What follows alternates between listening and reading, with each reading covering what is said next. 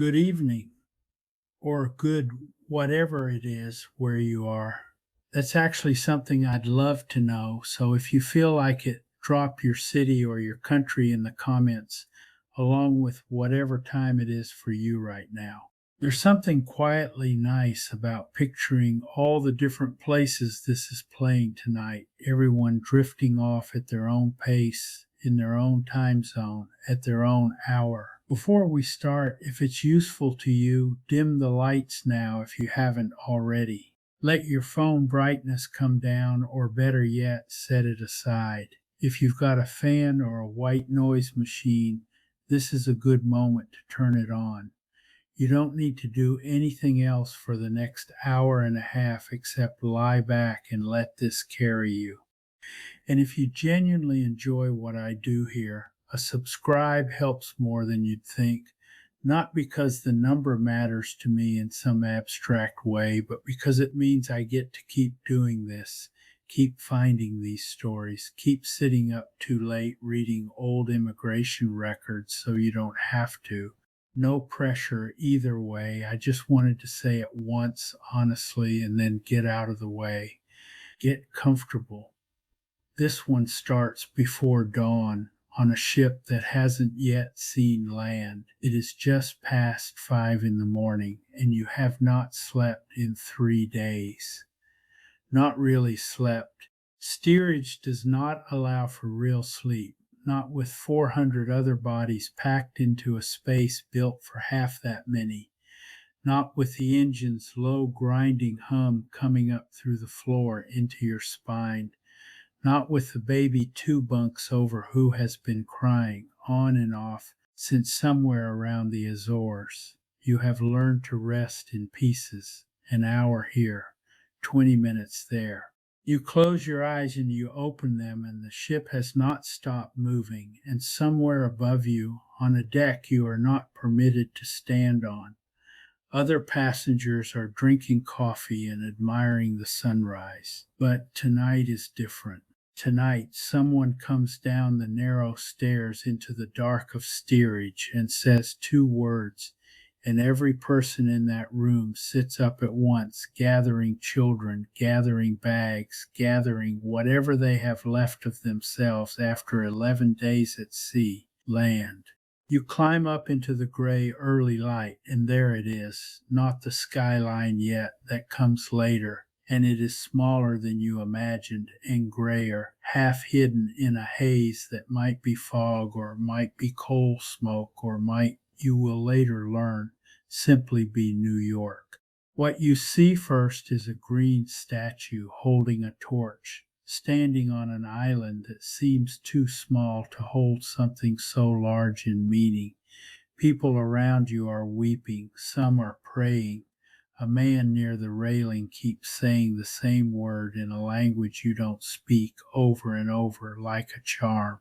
You do not know it yet, but you are 11 hours away from either the rest of your life beginning or from being turned back around, put on a ship, and sent home.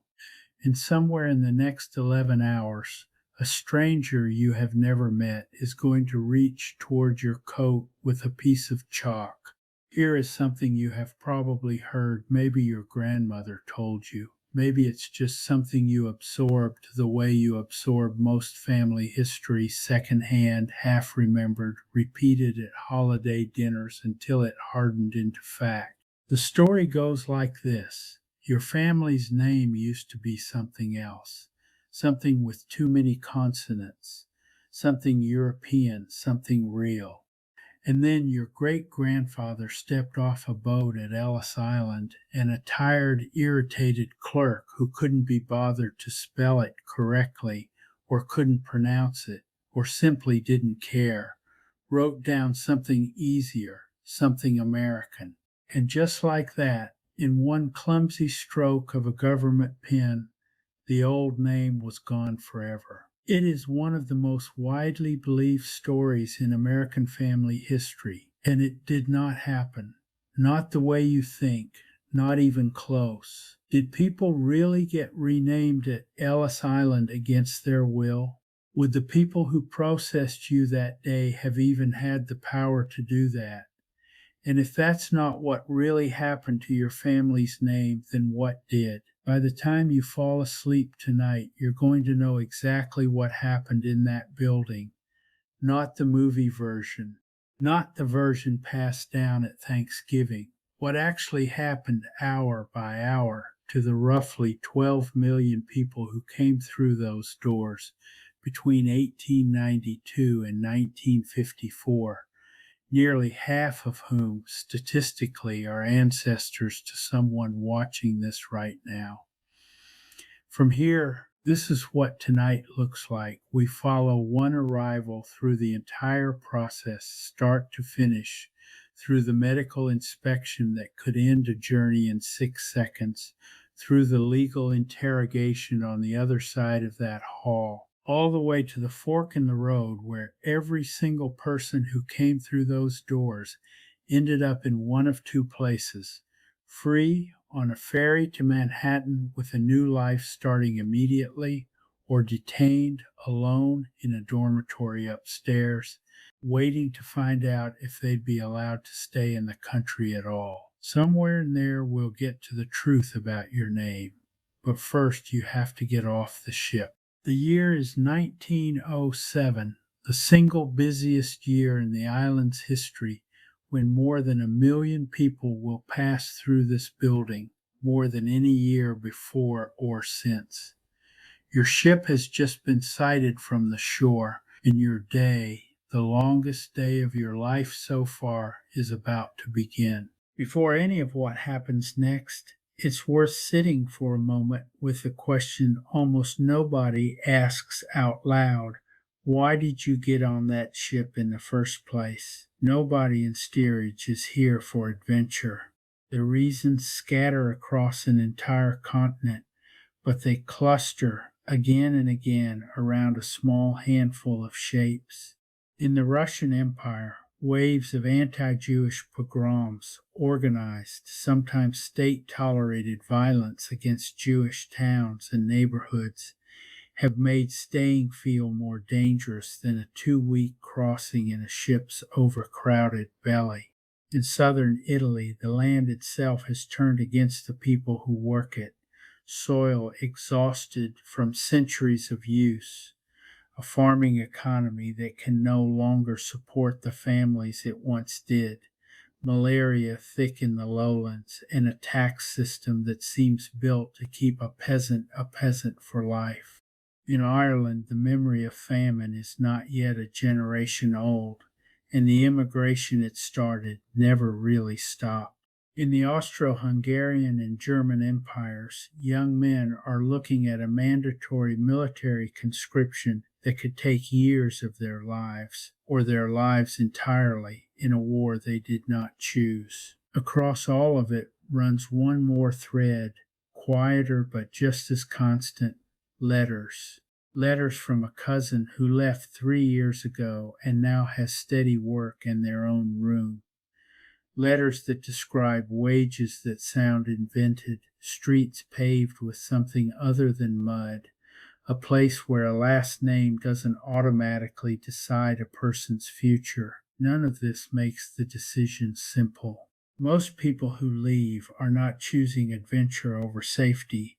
They're choosing a known, grinding hardship against an unknown, possibly worse one, with a ship ticket that for many families costs the equivalent of a year's wages or more, often pooled from relatives, sometimes paid for entirely by someone already in America sending money back for a ticket.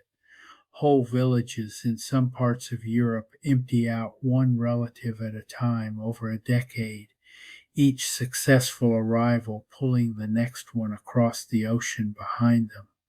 Historians call this chain migration, and it's the actual mechanism, more than any single dramatic reason, behind how entire American neighborhoods end up populated by people from the same handful of towns in Sicily or Galicia or County Cork, because the first person to make it wrote home and the letter worked. You are one node in that chain tonight. Somewhere behind you, a letter you wrote, or one written on your behalf by someone who could read and write when you couldn't, is sitting in a drawer in a house you'll never see again, already doing its work on the people who read it.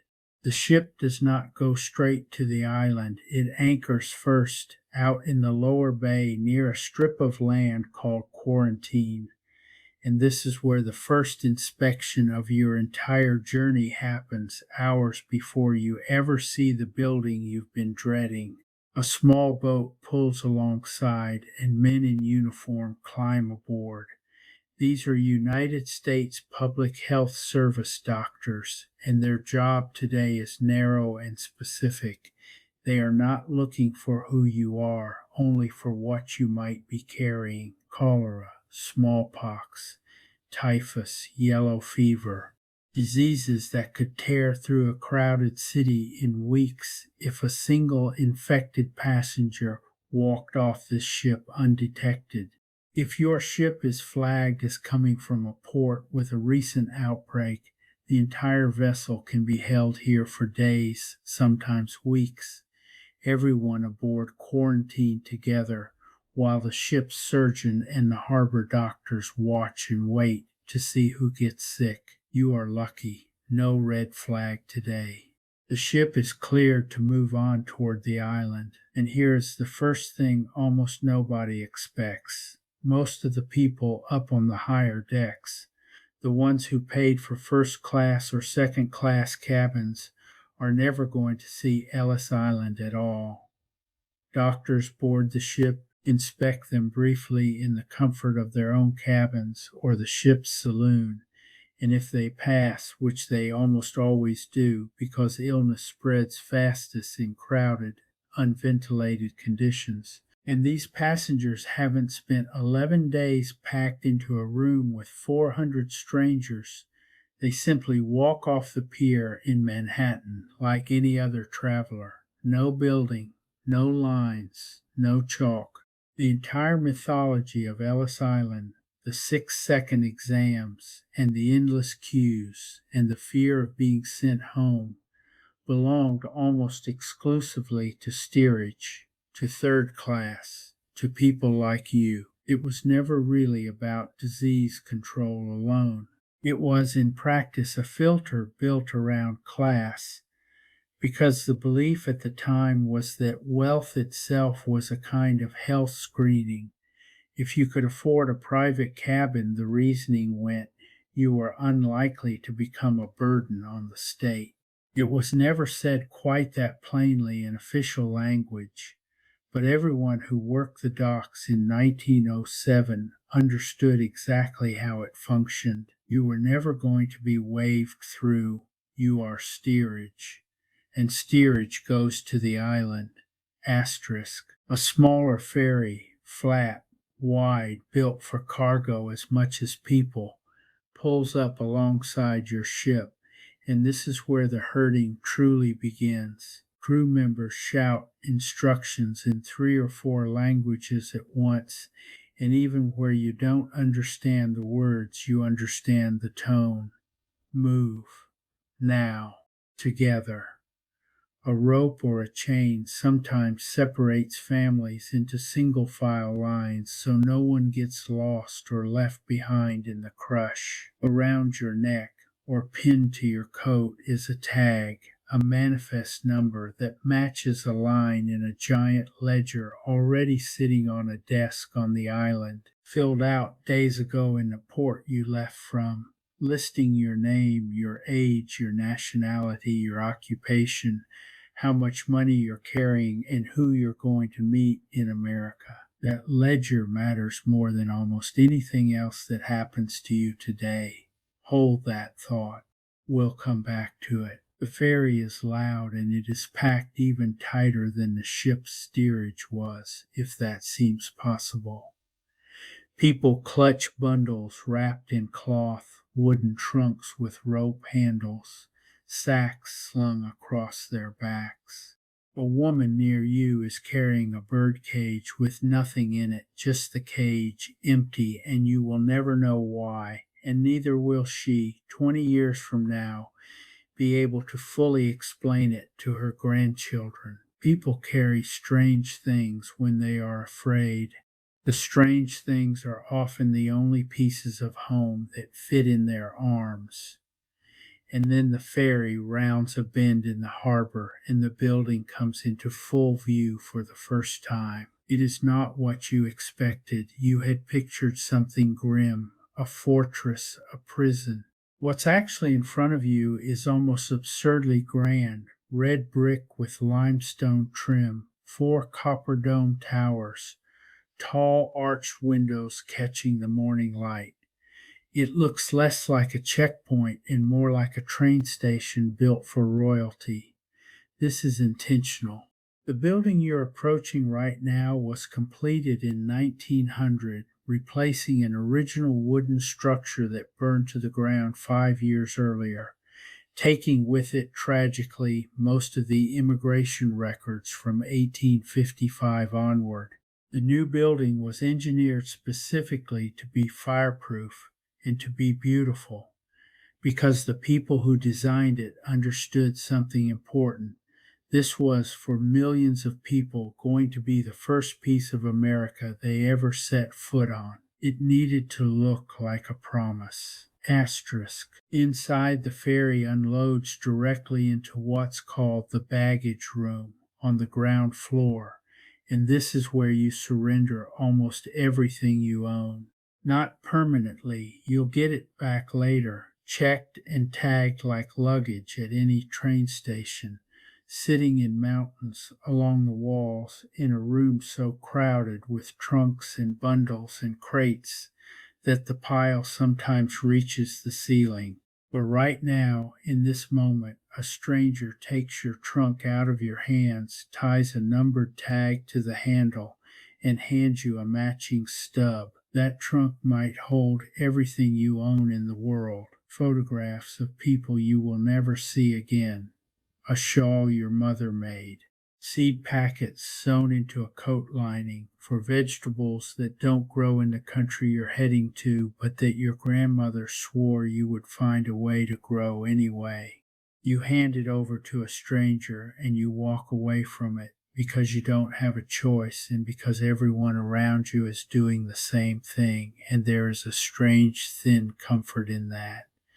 You are not the only person having the worst and best day of your life at the same time. Free of your bags now, lighter and somehow more exposed for it, you're pointed toward a staircase, a wide one, built to hold enormous crowds, leading up to the registry room on the second floor, the vast hall you've heard about, the one your cousin who came through 5 years ago described in her letters. Hundreds of people are climbing it right now alongside you, all pace, all directions of movement, a slow river of exhausted bodies moving upward toward whatever comes next. Here is the part almost nobody knows, and it's the part that determines more about your next few hours than anything you've done so far. You think the medical exam hasn't started yet. You are wrong. It started the moment you set foot on that staircase. Asterisk. Up on the landing above, positioned just where they can see the entire staircase without being obviously seen themselves, doctors from the U.S. Public Health Service are watching every single person climb, not examining you in the sense of stopping you, touching you, asking questions, just watching. And in the 6 or 7 seconds it takes you to climb those stairs, a trained eye is running through a mental checklist that took years of specialized practice to develop. Are you breathing hard at the top? More than the climb alone would explain, a possible sign of heart or lung disease. Are you limping, favoring one leg, moving with any asymmetry that suggests a physical disability that might make you unable to support yourself? Is your skin an unusual color? Are your eyes unusually red, watery, swollen? Is there anything at all about the way you carry your own body up a flight of stairs that doesn't match what a healthy person's body does? This is the famous 6-second medical exam, and the 6 seconds is not an exaggeration or a figure of speech. Doctors at Ellis Island, at the peak years of immigration, were sometimes processing upward of 5,000 people in a single day through this initial visual screening alone. There was no time for anything more thorough at this stage. The entire system depended on doctors trained to extract an enormous amount of diagnostic information from a few seconds of watching a stranger walk. If something catches their eye, and for most people nothing does, that doctor makes a small mark. Chalk on the right shoulder of your coat a single letter or symbol that means nothing to you and everything to everyone working in this building. We're going to come back to exactly what those letters meant, because it is not what you think, and it is not what it's usually shown to mean in movies. But hold on to the image of that chalk mark. You'll be seeing it again very shortly, and this time it might be pressed against your own coat. At the top of the stairs, before you even reach the main hall, there is one more station, and it is the one that almost every survivor of Ellis Island, decades later, in oral histories recorded when they were old and their grandchildren finally thought to ask. This is the one they remember most vividly. Not the paperwork, not the questions. This. A doctor stands with a small metal instrument in his hand, something that looks a little like a crochet hook, or a button hook for old-fashioned boots. It is called, in fact, exactly that, a button hook. And his job, hundreds of times a day without changing gloves, without much ceremony at all, is to take that hook, gently pull back the eyelid of every single passenger standing in front of him, and look for a specific disease, trachoma, a bacterial eye infection that was at the time one of the leading causes of blindness in the world, wildly contagious in crowded conditions, essentially untreatable by the medicine of the era, and critically grounds for automatic, non-negotiable exclusion from the United States. Not chalk mark for further review, not detained for a second opinion. If the doctor found trachoma in your eye, you were denied entry, full stop, no appeal, and you would very likely be put back on the next ship home at the shipping company's expense, because that's how the law worked.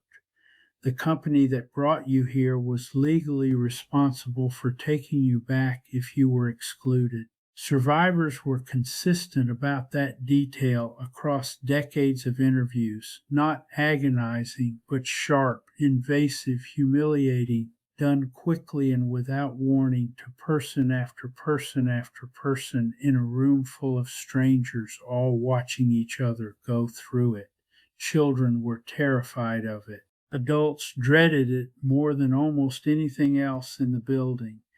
There's a reason it became, in the folk memory of Ellis Island, the single most feared moment of the entire process, more than the legal questioning, more than the fear of deportation itself. It was the moment a doctor touched your body, uninvited, in front of everyone, and decided something about your future in about 4 seconds. You pass.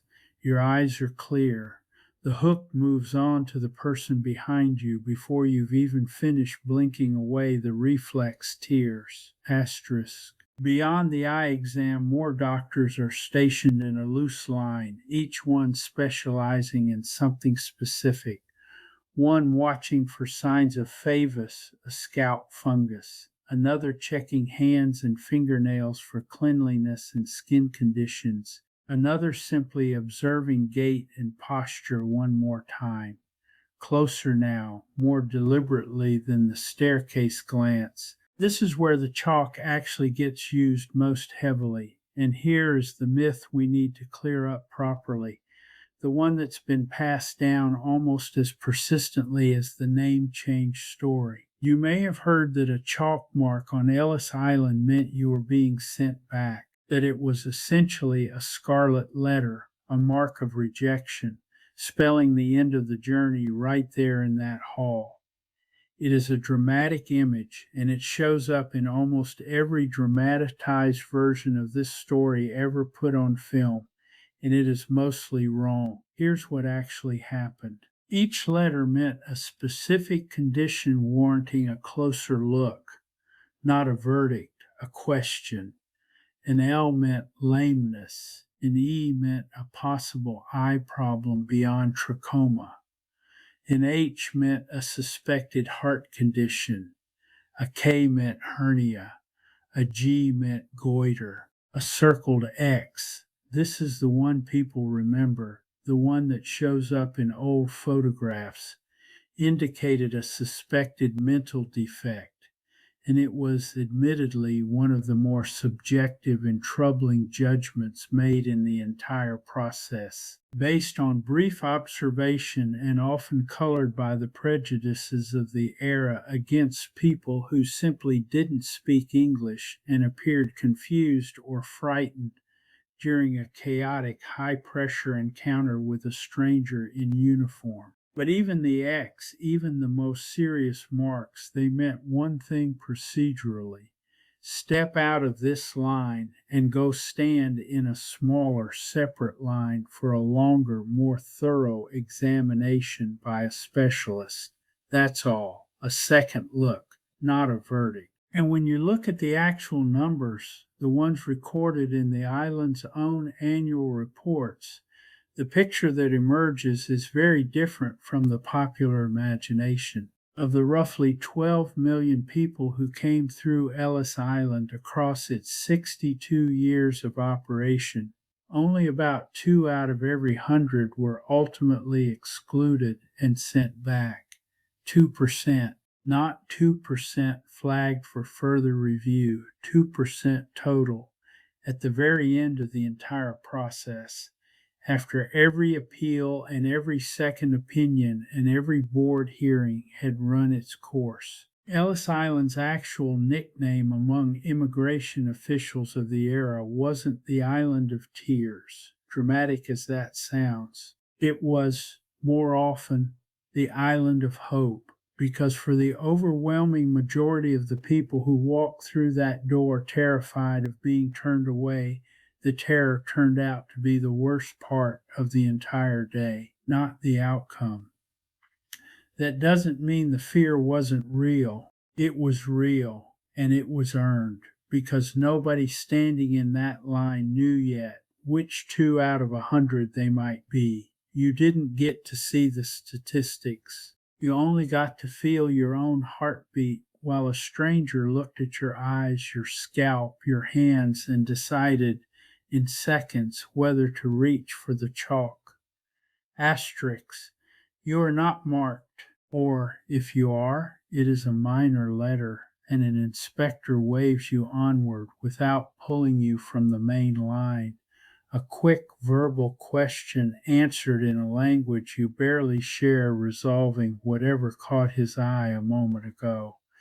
Either way, you are moving forward now, out of the medical gauntlet, into the vast open floor of the registry room, where the ceiling arches so high above you that the sound of thousands of voices, dozens of languages layered on top of each other, children crying, officials shouting numbers, the low, constant rumble of a crowd that never seems to thin, rises up and gets lost somewhere in the tile. You have been awake for what feels like a full day already, though it is not yet noon. Your legs ache from the stairs. Your eyes still sting faintly from the buttonhook.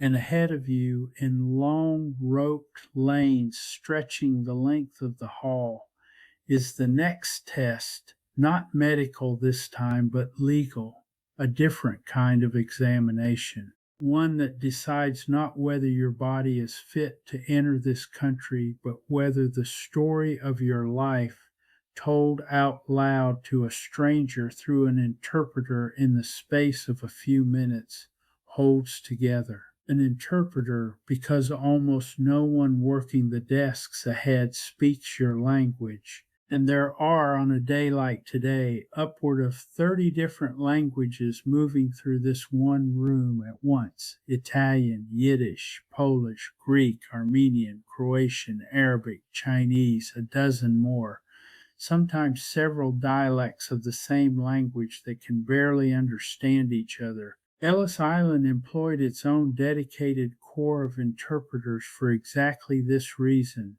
Men and women fluent in obscure regional dialects, specifically because a single misunderstood word in either direction could mean the difference between admission and a boat ticket home. One of the young men working this floor as an interpreter in these very years, fluent in Italian, German, Croatian, and Yiddish, the son of an Italian immigrant himself, will go on decades later to become the mayor of New York City. His name is Fiorello LaGuardia, and right now he is simply one more tired young man in a plain suit, translating the same handful of questions over and over, thousands of times a week, for people who remind him every single day of his own father. This year, 1907, will end up being the busiest single year Ellis Island ever records. And in a few months,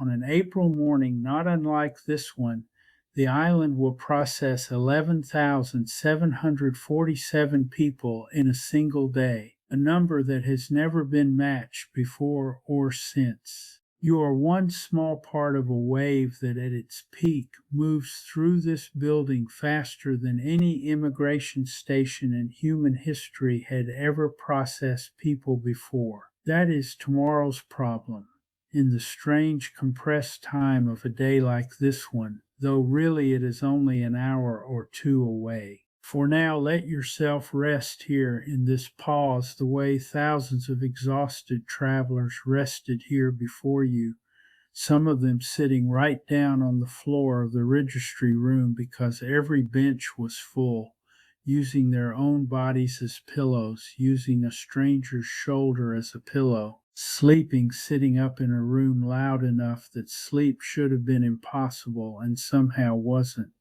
because the body only holds on to fear for so many hours before it simply, finally gives out. Let your own eyes close for a moment now, the way theirs did. The hardest part of the physical exam is behind you. The hall is loud, but the sound has become a kind of rhythm, a hum, almost a lullaby if you let it be one. Somewhere above you, that vaulted tile ceiling holds the noise of 100 years of arrivals, and none of it is asking anything of you right now. Rest here a moment. Tomorrow the questions begin. You wake, if you were ever really asleep, to the sound of your line moving. It always moves eventually. That's the strange rhythm of this hall. Long stretches where nothing happens, where you simply stand, pressed between strangers, and then sudden lurches forward as a desk somewhere ahead clears 3 more people at once. The legal inspectors sit at tall desks arranged down the length of the registry room, and each one has, sitting open in front of him, a heavy bound ledger, the ship's manifest. And this is the moment to finally answer the question we opened with tonight, because it's about to happen right in front of you. Remember the tag around your neck, the number that's followed you since the ferry.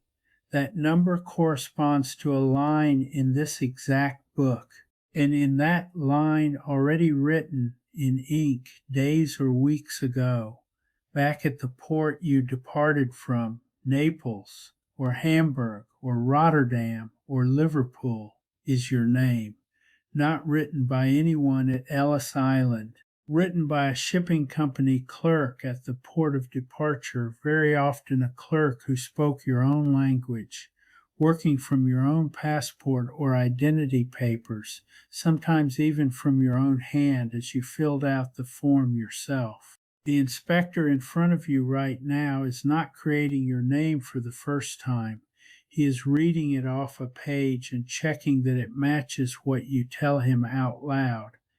That is the entire mechanism, verification, not invention. If a clerk in Hamburg wrote your name into that ledger correctly, there was functionally no opportunity, no mechanism, no moment in the Ellis Island process where an American official sat down and rewrote it. The inspectors were, if anything, discouraged from making changes to a legal shipping document. Altering a manifest was a bureaucratic headache nobody wanted. So where did all those name changes actually come from? The Schwarzkopf that became black, the extra syllables that quietly disappeared, the spelling that shifted a letter or two. Historians who've spent careers on this question point to a much less dramatic answer than the one in family legend. Sometimes the error happened earlier at the port of departure, made by a European clerk unfamiliar with a particular regional name. Far more often it happened after, months or years later, once the immigrant was already settled, already working, already tired of watching American coworkers and bosses and teachers stumble over a name that didn't fit easily into English. People simplified their own names voluntarily. Sometimes at Ellis Island's sister facility isn't even involved. This happened at naturalization offices years later, on school enrollment forms, on job applications, in decisions made deliberately by the immigrants themselves choosing the shape of their own American life. It is, in its own way, a better story than the myth. Not a stranger stealing your name from you in a moment of carelessness. You or someone in your family choosing, sometimes gladly, sometimes with grief, usually with both, to become something new. Asterisk. The inspector's actual job today has almost nothing to do with your name and everything to do with a list of 29 questions, all of which are already sitting on the manifest in front of him, most of which were already answered back at the port of departure, and which he is now going to verify out loud through the interpreter standing beside you. Some of the questions are simple: your age, your marital status, your occupation, and this one matters more than it sounds like it should, because certain skilled trades are viewed favorably, evidence that you'll be able to support yourself quickly, while none or laborer without a specific destination can raise a flag. Whether you can read and write, after 1917 this becomes a hard legal requirement, a literacy test that Congress fought over for more than 20 years before it finally passed, over a presidential veto specifically intended to slow the flow of immigration from certain regions of Europe that had lower rates of formal schooling. If you're arriving after that year and you cannot read a short passage in your own language, that alone can end your journey here in this hall, regardless of your health, your money, or your character. That fight over the literacy test is worth pausing on because it wasn't a quiet piece of legislation. It was one of the longest, most contested immigration battles in American history up to that point. 3 separate presidents vetoed versions of it. Grover Cleveland vetoed it in 1897, calling it a radical departure from American tradition. William Howard Taft vetoed it again in 1913. Woodrow Wilson vetoed it twice, in 1915 and again in 1917. arguing that a literacy requirement tested opportunity, not intelligence or character, that a person raised in a village with no school within walking distance was being punished for the accident of where they were born, not for anything about who they were. Congress overrode Wilson's second veto by a wide margin, and the law finally took effect. The debate underneath all of it was rarely stated quite so plainly in public, but it shows up clearly enough in the private correspondence of the era's immigration restrictionists. Literacy rates varied sharply by region of Europe, and a literacy test was, in practical effect, if not always in stated intent, a tool for shifting the makeup of who got to come at all, favoring Northern and Western Europe over the South and East.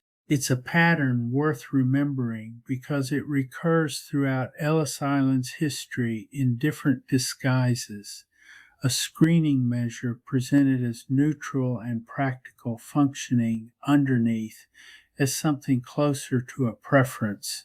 Board of Special Inquiry records that survive from these years, now digitized and searchable by historians and genealogists alike, tell the story in miniature, one case at a time. A Sicilian widow, denied initially over insufficient funds, granted entry 3 days later once a cousin in New Jersey wired the equivalent of a month's wages. A Russian tailor flagged for a suspected trachoma case that turned out, on the more thorough second exam, to be nothing more than severe eye irritation from coal smoke during the crossing, cleared within a day. A young Greek man marked for the literacy test after 1917, who failed the written passage in his own dialect but was ultimately admitted anyway after a board member determined the passage itself had been printed in a regional variant close enough to his own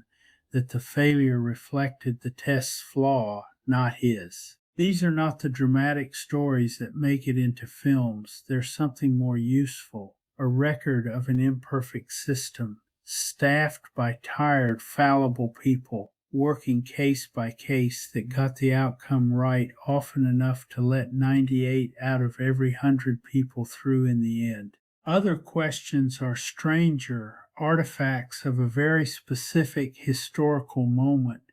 Are you a polygamist? Are you an anarchist? Or do you believe in the violent overthrow of organized government? That question exists because of a single event. In 1901, President William McKinley was assassinated by a self-described anarchist, and the resulting wave of public fear reshaped immigration law almost overnight. You are being asked today in 1907 about your political philosophy because a president was shot 6 years ago by a man whose parents were themselves immigrants, and Congress responded the way frightened governments often do, by adding a question to a form. The inspector wants to know how much money you're carrying. There's no fixed legal minimum written into law, but in practice inspectors are watching for a rough, unofficial threshold, often cited around $25, a meaningful sum in 1907. And if you're carrying far less than that, with no clear prospects, no waiting relative, no job already arranged, you risk being flagged under the single most common reason for exclusion in the entire system. Not disease, not disability, not politics, but a phrase that appears over and over in the island's records, likely to become a public charge. The fear, in the language of the era, that you might end up destitute, dependent on public charity, a burden the country didn't ask for. He wants to know if someone is meeting you, and who, and where. If you have a brother already settled in Pittsburgh working the steel mills, that's exactly what the inspector wants to hear. Evidence of a support network, someone who has already proven the country can absorb one more person from your family. If you're arriving completely alone with no destination, no contact, no plan beyond simply arriving, that too can raise a flag. Not because being alone is a crime, but because it looks on paper like risk, you answer. The interpreter translates. The inspector writes small check marks, or nothing at all, in the margins of a ledger that already has your name written in it from a port an ocean away. Asterisk. And then, somewhere in the middle of this, maybe question 11, maybe question 17, you understand the way people always eventually understand these things, that the questions are not really the test. The test is whether your answers hold together as a coherent, plausible human story. An experienced inspector, and by 1907 most of them are experienced, having done this 10,000 times, is listening for hesitation, for contradictions, for an answer that changes slightly between one question and a follow-up 30 seconds later. This is at its core the same instinct any person uses when deciding whether to trust a stranger. Does the story make sense? Does it stay consistent? Does it sound rehearsed in a way that suggests it's covering something up? The inspector isn't a doctor anymore. He's something closer to a detective running a 5-minute character assessment on a total stranger through an interpreter, with a line of several hundred more people waiting behind you. Most people pass. This is worth saying again because it's easy to lose track of, standing in a slow-moving line surrounded by other frightened people. Most people pass. The overwhelming majority of everyone who reaches this desk walks away from it within a few minutes, questions answered, manifest checked, waved forward toward the stairs down to the ground floor, toward the money exchange, toward the ferry, toward the rest of their life. But some don't. And this is the fork. Asterisk. If anything about your case gives the inspector pause, an answer that didn't sit right, a chalk mark from yesterday that still needs a second opinion, a woman traveling alone with children and no one meeting her at the dock, a man who admits honestly that he has no job waiting and very little money, he doesn't make the decision himself. That's not how the system is built.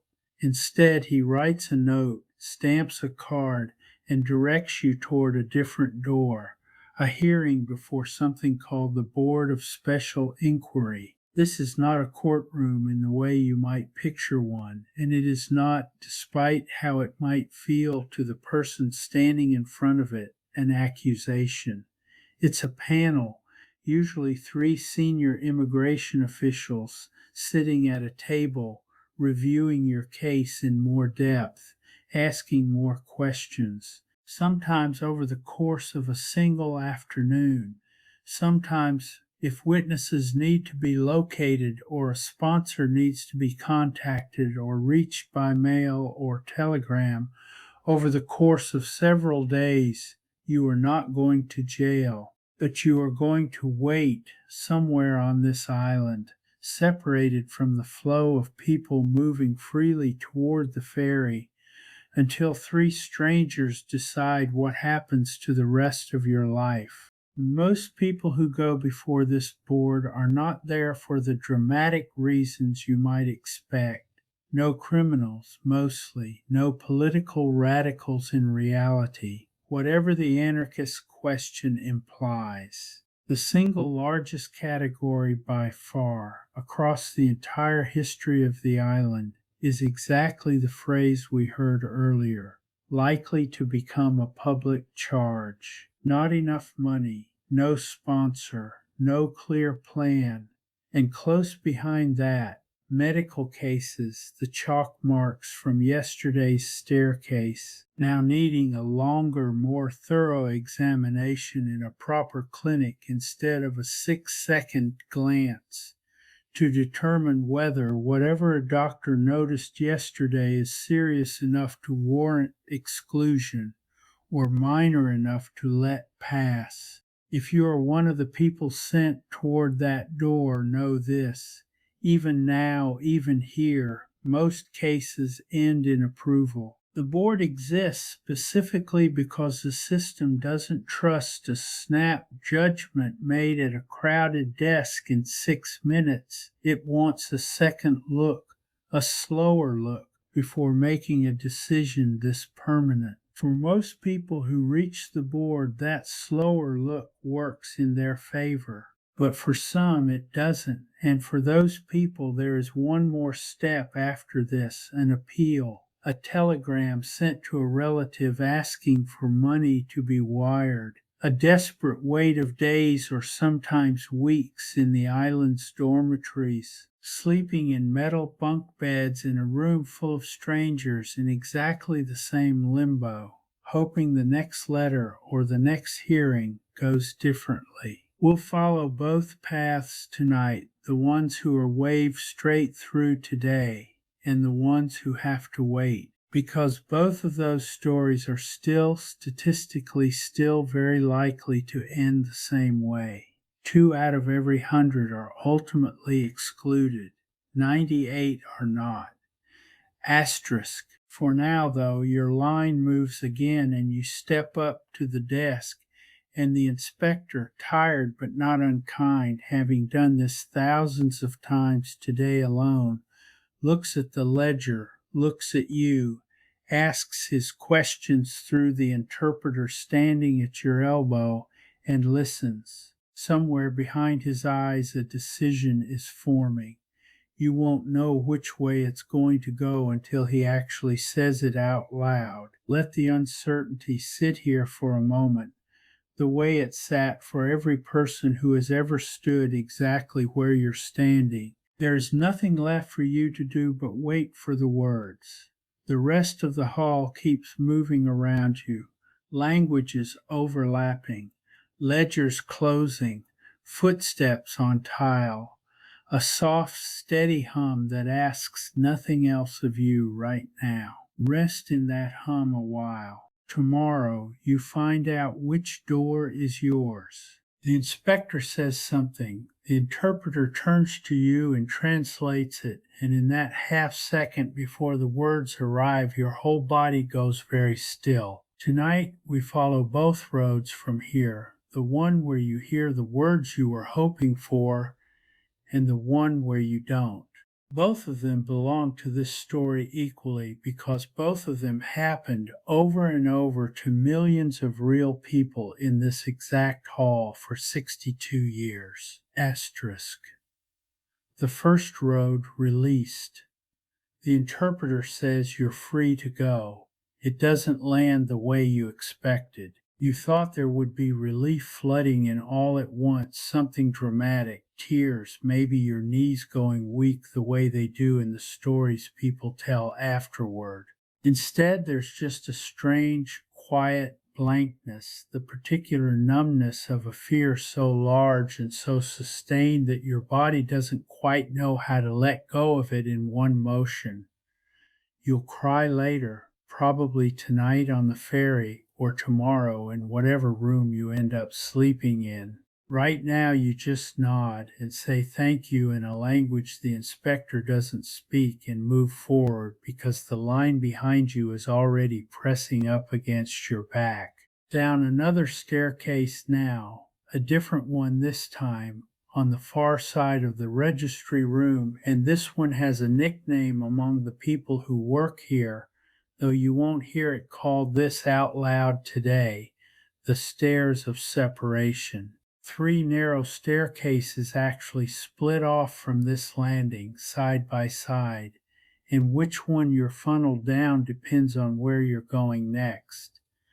One leads toward the railroad ticket office for people heading onward into the interior of the country by train. One leads toward the ferries to New Jersey, and the middle one, the shortest, most direct route, leads straight to the ferry for Manhattan for people who are staying right here in the city. Families who arrive together but are heading to different destinations sometimes get split onto different staircases in this exact moment, without meaning to, without anyone explaining it clearly enough in the noise and rush, and more than one reunion of the second road. The one we'll get to shortly actually started right here, with someone realizing at the bottom of the wrong staircase that their brother or their cousin had vanished down a different one 30 seconds earlier. But you find your people,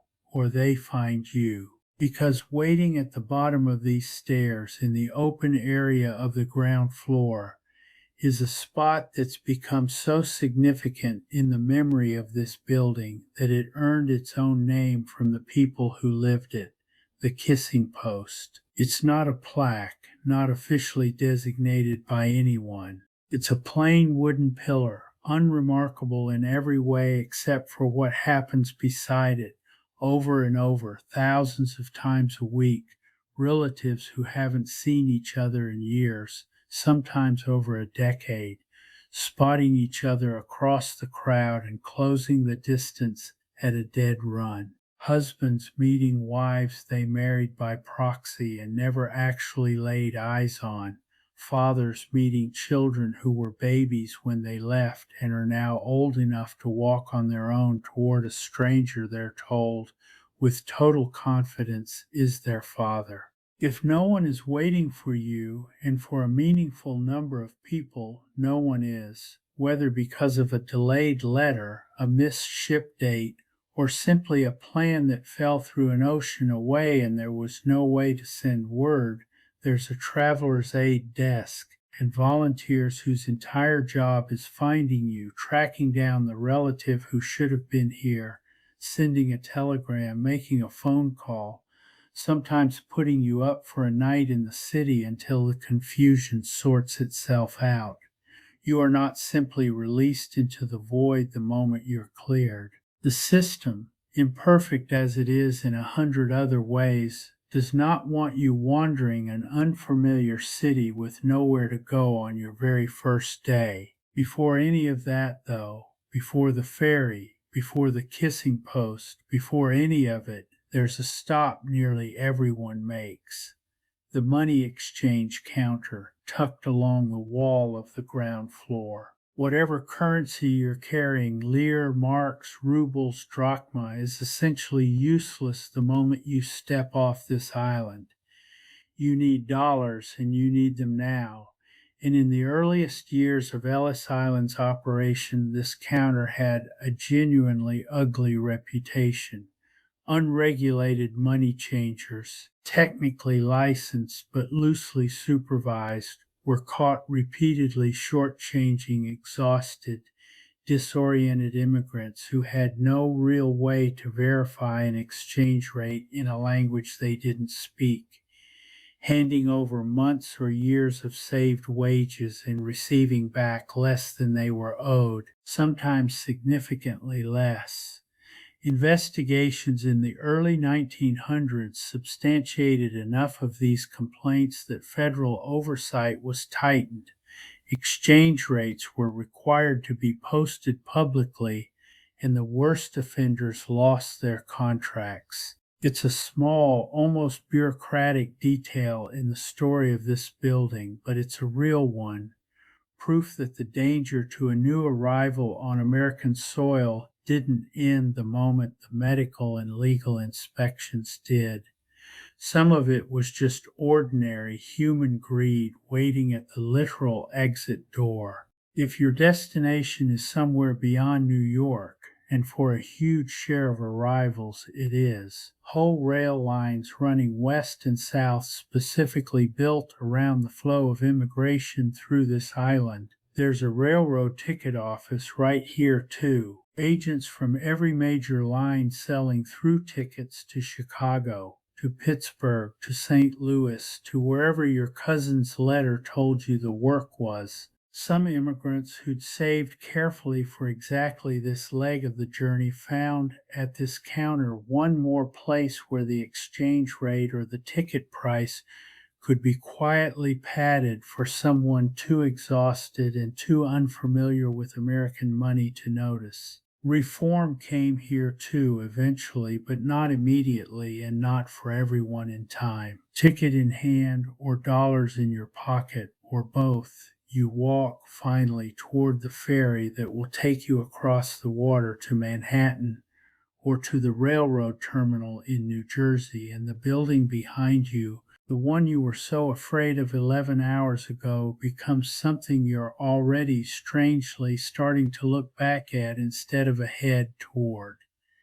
It took most people somewhere between 3 and 7 hours to move through the entire process, start to finish, on an ordinary day. You are, by any measure, one of the fast, ordinary cases. The ferry lands at Battery Park at the southern tip of Manhattan, and the noise hits you before anything else does, a different noise than the ship, different than the crowded hall, an entirely new register of sound that you'll spend the next several months learning to filter and understand. Elevated trains rattling on iron trestles overhead, streetcar bells, newsboys shouting headlines in English you can't yet follow, pushcart vendors calling out prices in half a dozen languages at once, some of them the language you grew up speaking, which catches you off guard the first time you hear it shouted across a street corner instead of spoken quietly at home.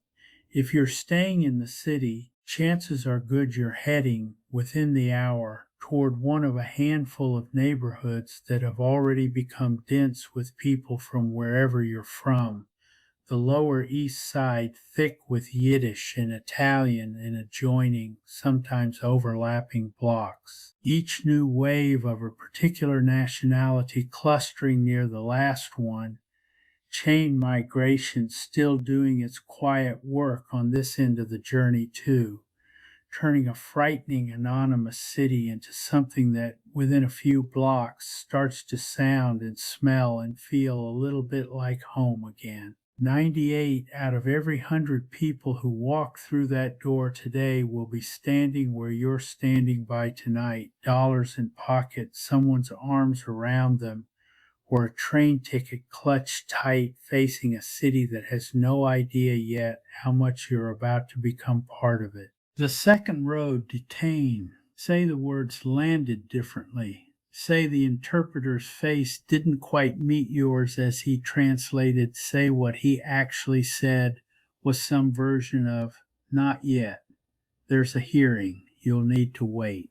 The fear here is a different texture than anything on the staircase yesterday, or the buttonhook, or even the legal questions. Those were fast, seconds, at most a few minutes. This is slow, and slowness, it turns out, is its own particular kind of hard. You're led to a different part of the complex. By the early 1900s, Ellis Island isn't really one island anymore, or even one building. Landfill projects using excavated dirt from the New York City subway system and ballast from ships have expanded the original 3-acre island into closer to 27 acres across 3 connected landmasses, and the third of those was built almost specifically to house a hospital complex and detention facilities, physically separating the people waiting from the crowd still moving through processing. You sleep in a dormitory, men and women housed separately, even married couples, even here, rows of metal-framed bunk beds stacked 2 or 3 high, a room built for efficiency rather than comfort, but clean, heated, and this surprises almost everyone who experiences it and later describes it, fed. The island's kitchens at their peak prepare meals for thousands of detained immigrants a day, and administrators Aware of the enormous cultural and religious diversity of the population they're feeding, make real efforts to accommodate different dietary needs, kosher food available for Jewish detainees, for instance. The detail that shows up repeatedly and with some pride in the island's own administrative records, evidence that whatever the system got wrong elsewhere, somebody here was, in this one specific way, paying attention. Days pass, sometimes just one, sometimes considerably more. If a telegram needs to reach a relative in Ohio asking them to wire $10, or send a letter confirming a job is really waiting, or if the Board of Special Inquiry's schedule is simply backed up with cases ahead of yours.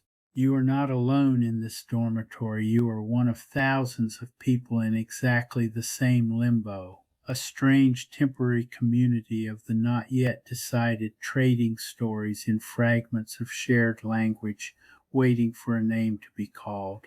You are also, whether you know it yet or not, less alone than the system alone would suggest. By 1907, a dense, largely volunteer-run network of immigrant aid societies has grown up specifically around this island, and their entire purpose is to intervene quietly and persistently on behalf of people exactly like you. The Hebrew Immigrant Aid Society keeps representatives stationed almost permanently at Ellis Island, tracking Jewish detainees case by case, locating relatives, posting bond, arguing appeals, sometimes simply sitting with someone through a frightening hearing so they aren't facing three strangers in uniform entirely alone. Italian benevolent societies do the same for Italian arrivals, as do Polish, Irish, German, Greek, and Slavic aid organizations, each one usually founded by an earlier wave of immigrants from the same region who remember firsthand exactly how this feels. The Travelers' Aid Society, less tied to any one nationality, fills in wherever the others can't reach. None of this is charity in the simple sense. It's closer to a permanent informal advocacy operation, unpaid lawyers and translators and character witnesses, embedded inside a federal bureaucracy that was never quite built to run at the volume it's actually processing, quietly catching people before they fall all the way through its cracks. Historians estimate these aid societies intervene in one form or another in a meaningful share of every special inquiry hearing held on the island, not enough to save everyone, but enough to matter, enough to be one of the real, underappreciated reasons the exclusion rate stayed as low as it did.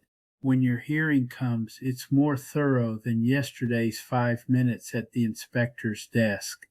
3 board members, your case file, your interpreter, sometimes a witness if one has been located, a relative who's made the trip back out to the island to vouch for you in person, to show up with proof of a job, an address, a bank balance, anything that answers the quiet accusation sitting underneath the whole process that you might become a burden nobody asked for. And overwhelmingly, this bears repeating because the fear in this room is so total that it's easy to forget. Overwhelmingly, these hearings end the same way the desk interviews do, approved. A relative wires the money. A sponsor's letter arrives and checks out. A second medical opinion clears the concern a doctor flagged 2 days ago on the staircase. The board was built as a safeguard against wrongful, hasty exclusion just as much as it was built as a filter. A second, slower, more careful look, precisely because the people who designed this system understood that a 6-second glance and a 5-minute interview weren't good enough on their own to be handing down a decision this permanent. For a smaller number, again, that same 2% drawn from every stage of the process, medical and legal and financial combined, the answer is no. Appeal is possible, sometimes successful, sometimes not.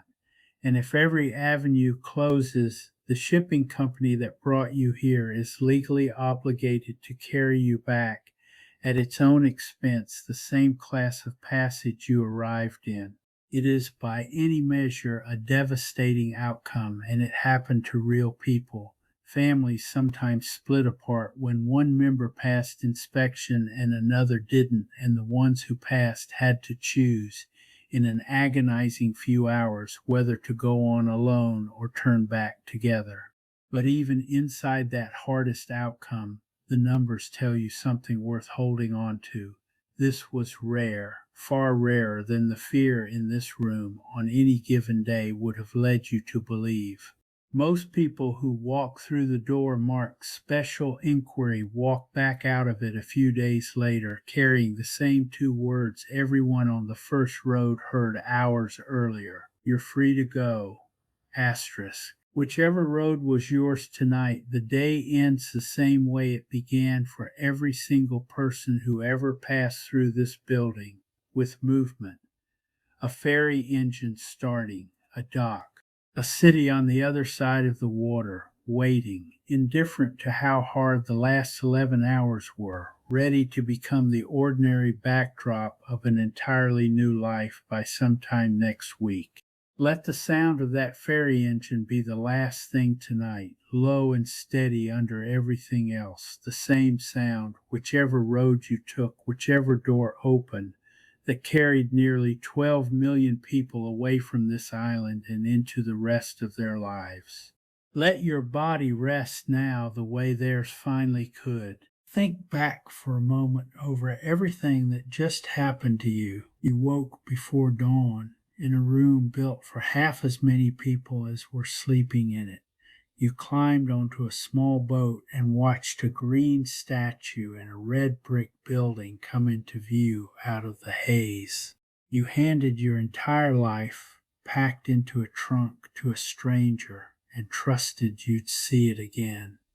You climbed a staircase while doctors you never noticed decided things about your body in 6 silent seconds. A hook touched your eye. A piece of chalk almost touched your coat.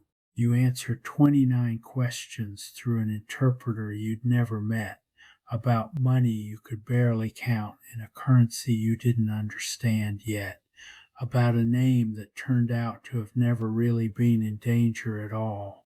And then, one way or another, quickly at a desk, or slowly after days of waiting in a dormitory bed, a door opened and you walked through it into a city that had absolutely no idea yet what you were about to build inside it.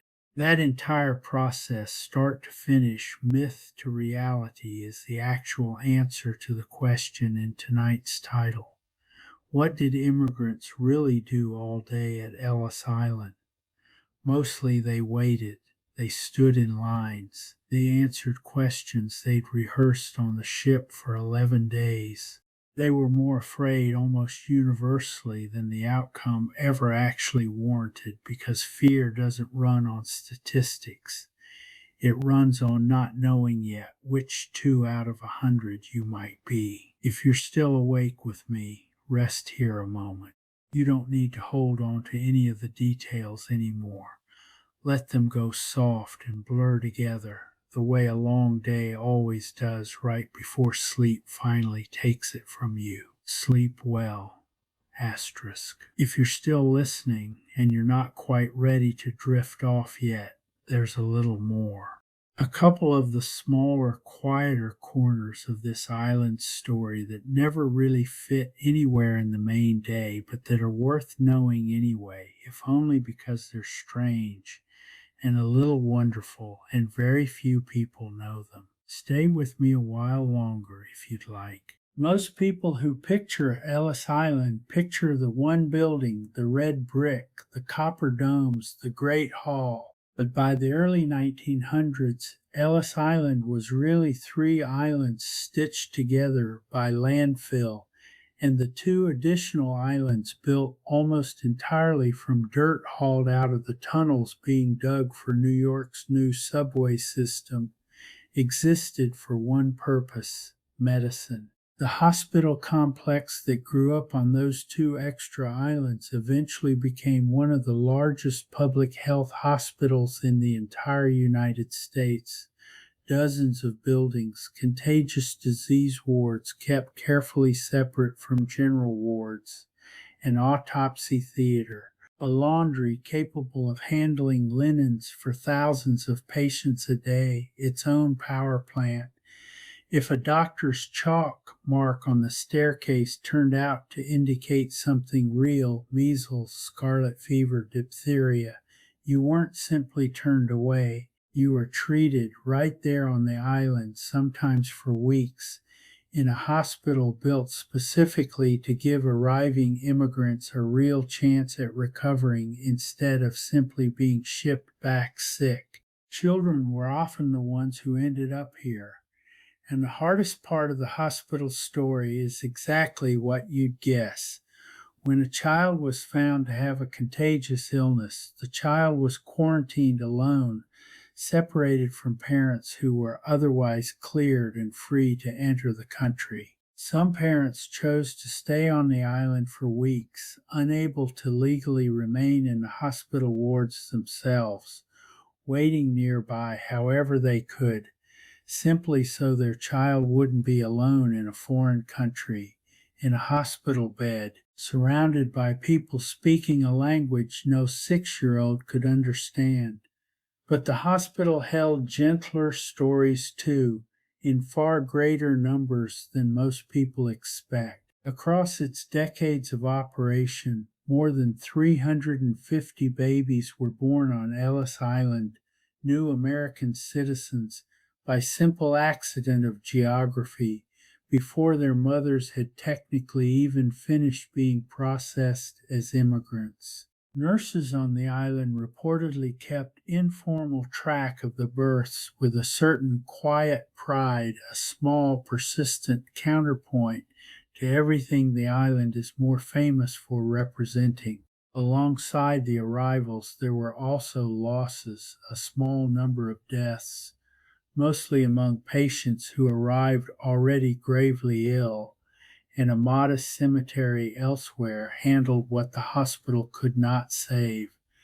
Both things were true here. The way they are true almost everywhere, large numbers of human beings pass through in a state of exhaustion and hope, life beginning and life ending in the same collection of buildings, most of it unrecorded by history, remembered only in hospital ledgers that still exist today if you know where to look for them. Asterisks. Here's something worth knowing about the building you spent your whole day inside tonight.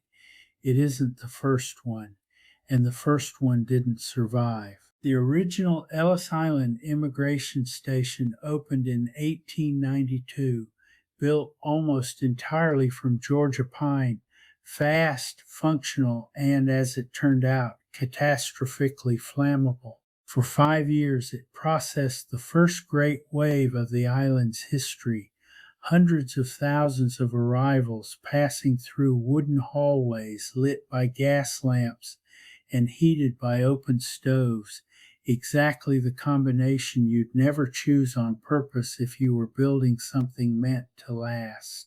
On the night of June 15, 1897, it didn't. A fire believed to have started in one of the roof structures caught fast in the dry pine, and within hours the entire immigration station was gone, burned completely to the waterline. By what seems in hindsight like genuine good fortune, no one died. The building housed no overnight detainees that particular night, and the small number of staff and Coast Guard personnel present all escaped safely. But something else was lost that night that mattered just as much to an enormous number of families then and now: the immigration records. Not just Ellis Island's own 5 years of paperwork. but the entire archive transferred over from Castle Garden, the immigration station in Lower Manhattan that had processed arrivals for nearly 4 decades before Ellis Island existed. Records stretching back to 1855, representing millions of earlier arrivals gone in a single night. If your family arrived in America before 1897 and passed through either Castle Garden or Ellis Island's first building, this is very possibly the reason that genealogists today can trace your family only so far back and no further. Not because the arrival wasn't recorded, but because the record that would have proven it burned to ash on a June night more than a century ago, before anyone thought to make a copy. The rebuilding that followed was deliberate and slow, precisely because officials understood exactly what had gone wrong. The new building, the one you spent tonight inside, was designed from the ground up in fireproof brick, limestone, and steel, completed in 1900 at a cost that would run into the tens of millions of dollars in today's money. It was built quite literally out of the lesson of what had just been lost. Every arch, every copper dome, every heavy fireproof door in that building exists because a wooden predecessor burned down in a single night and took an irreplaceable piece of family history with it. One more thing before we let this island go quiet for the night. Somewhere in the 12 million people who moved through that registry room over 62 years, a handful of names went on to become the kind of names you already know. A young boy named Leslie Towns Hope came through as a small child with his family from England in 1908. You know him better, decades later, by the name he chose for himself in show business, Bob Hope. Rudolph Valentino arrived from Italy in 1913 with very little money and no clear plan, years before becoming one of the most famous film stars in the world. A Russian Jewish family named Asimov came through in the early 1920s with a young son who would grow up to write some of the most beloved science fiction ever published in English, Isaac Asimov. Irving Berlin, born Israel Balin, arrived as a small child from Russia in the 1890s, before Ellis Island's current building even existed, and went on to write God Bless America, a song of almost startling sincerity given that its author's own arrival in the country it celebrates began in steerage, fleeing violence with nothing. A young director's family named Kazanjoglu came through from Anatolia and shortened their name to Kazan. Their son Elia Kazan would go on to direct some of the defining American films of the 20th century. An engineer named Igor Sikorsky arrived from Russia in the 1910s and would go on to design and build the first mass-produced helicopter in American history. None of them knew, standing in that hall, answering the same 29 questions as everyone else, waiting to find out if a doctor's chalk mark meant anything serious, that their names would end up remembered at all. They were simply frightened people in a line, the same as you were tonight, the same as your own family may have been on a morning much like the one we started with. One last thing, and it circles all the way back to where tonight began. That green statue you saw through the fog before you saw anything else. You've probably heard the words before, even if you couldn't place where they came from. Give me your tired, your poor, your huddled masses, yearning to breathe free. It sounds like it should be old, foundational, something written into the country's founding documents alongside the Declaration and the Constitution. It isn't. It's a sonnet titled The New Colossus, written in 1883 by a young American poet named Emma Lazarus, and here's the part almost nobody knows. She didn't write it about immigration at all, not directly, and the Statue of Liberty itself wasn't originally conceived as a symbol of immigration either. The statue was a gift from France, dedicated in 1886, intended first and foremost as a monument to Franco-American friendship and the shared ideal of liberty after the American Revolution. Its full official name is Liberty Enlightening the World. Lazarus wrote her poem not for the statue's dedication, but years earlier, in 1883, as a contribution to a fundraising auction meant to help pay for the pedestal the statue would eventually stand on. American donors, it turned out, were slower to open their wallets for a pedestal than the French had been for the statue itself, and organizers needed literary star power to help close the gap. Lazarus, moved in part by her own work helping Jewish refugees fleeing pogroms in the Russian Empire arrive in New York, wrote a sonnet imagining the statue not as a monument to an old alliance, but as something newer and warmer, a woman with a torch, welcoming the world's displaced. The poem raised some money, did its modest job, and was then largely forgotten.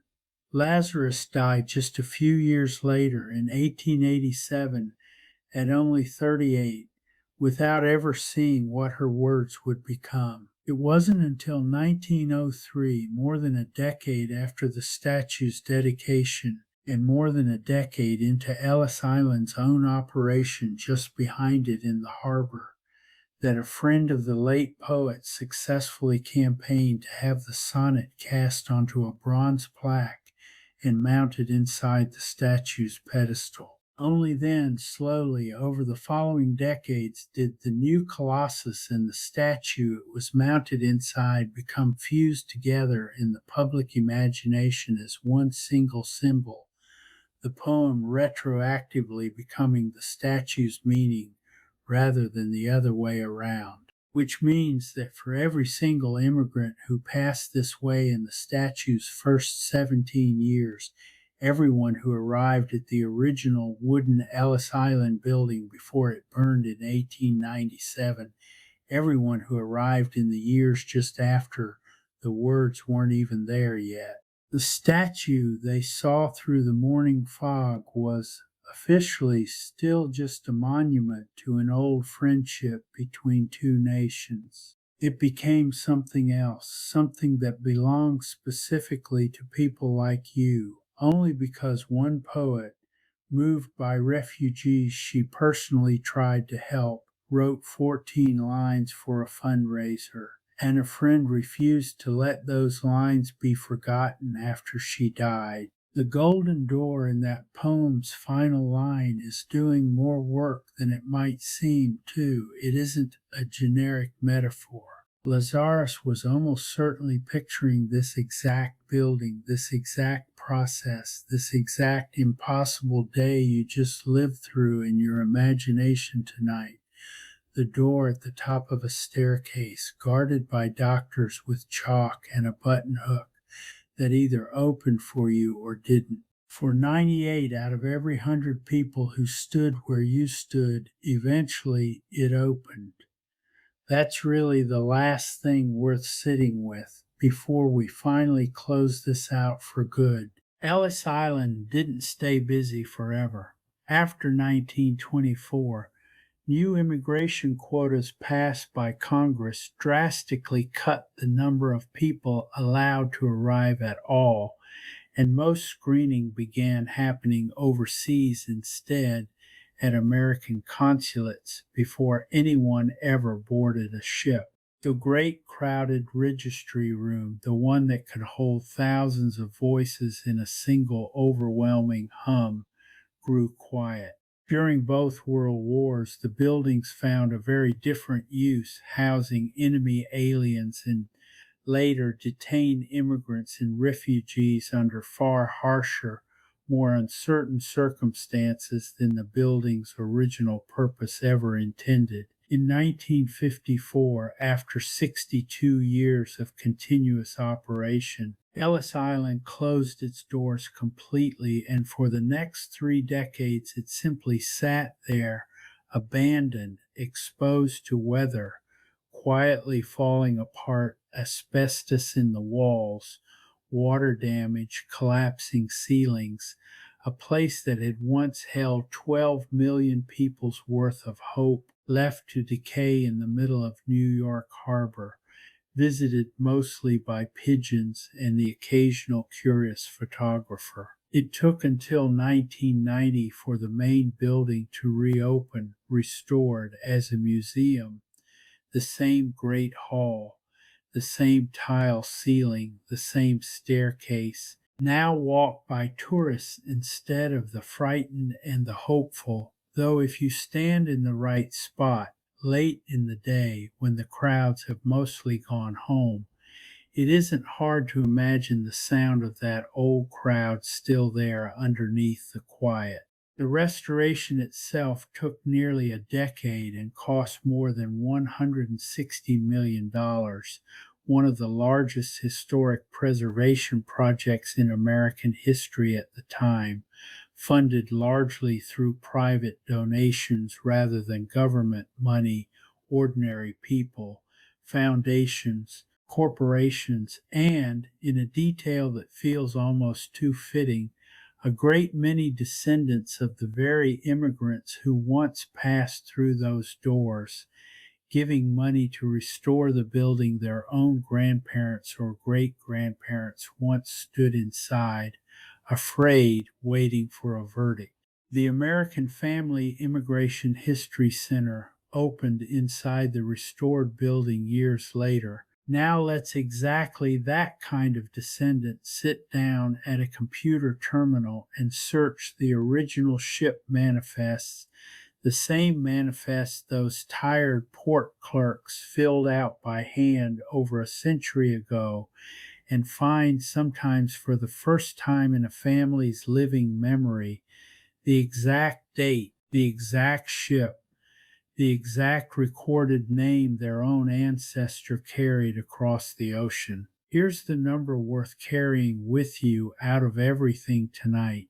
Somewhere close to 40% of all Americans living today can trace at least one ancestor back through that building. Not immigration in general, that specific building, that specific staircase, that specific 6-second glance from a doctor who is long since gone, whose name almost nobody remembers, but whose split-second judgment made 100 years ago is quietly written somewhere into an enormous number of American family trees, including quite possibly yours. In the name, the one we opened with tonight, the one you were told got changed by a careless clerk in a crowded hall, almost certainly wasn't. It was written correctly in a ledger at a port an ocean away by someone who spoke your language, and it walked through that great hall exactly as it was always meant to be spelled. Whatever happened to it after that, whatever it eventually became, happened later, gradually, deliberately, in the hands of the person who carried it, not stolen from your family in one careless moment, carried by them and reshaped by them on their own terms into whatever they decided America was going to let them become. That's the real story, slower than the myth and quieter, and in its own way better. Wherever you are tonight, whatever time it is where you're listening from, thank you for spending this stretch of your evening here in a building most of you will never physically stand in, walking through one long day that belonged originally to someone else, and now, in some small way, belongs a little bit to you too. Sleep well.